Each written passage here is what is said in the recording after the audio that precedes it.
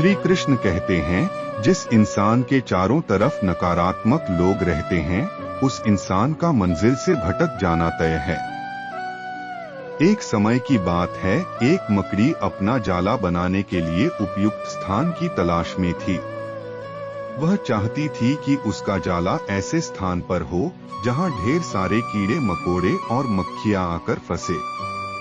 इस तरह वह मजे से खाते पीते और आराम करते अपना जीवन बिताना चाहती थी।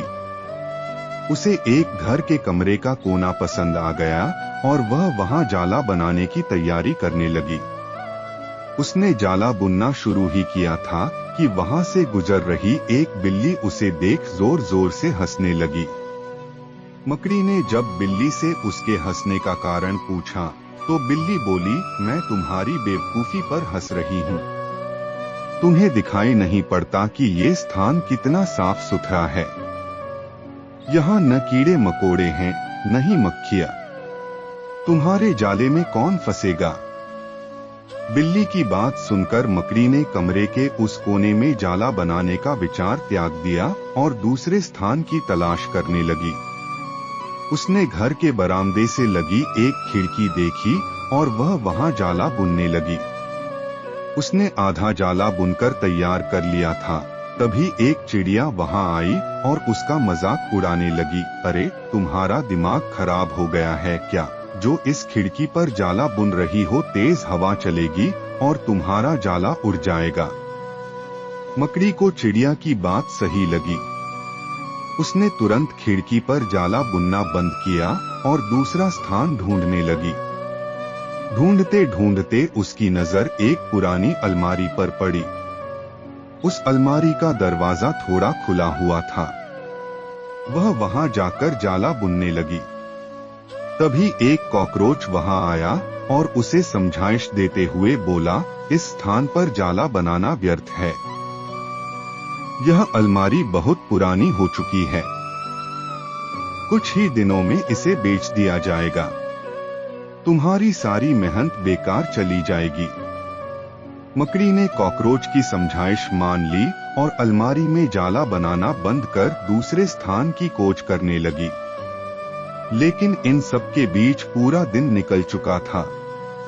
वह थक गई थी और भूख प्यास से उसका हाल बेहाल हो चुका था।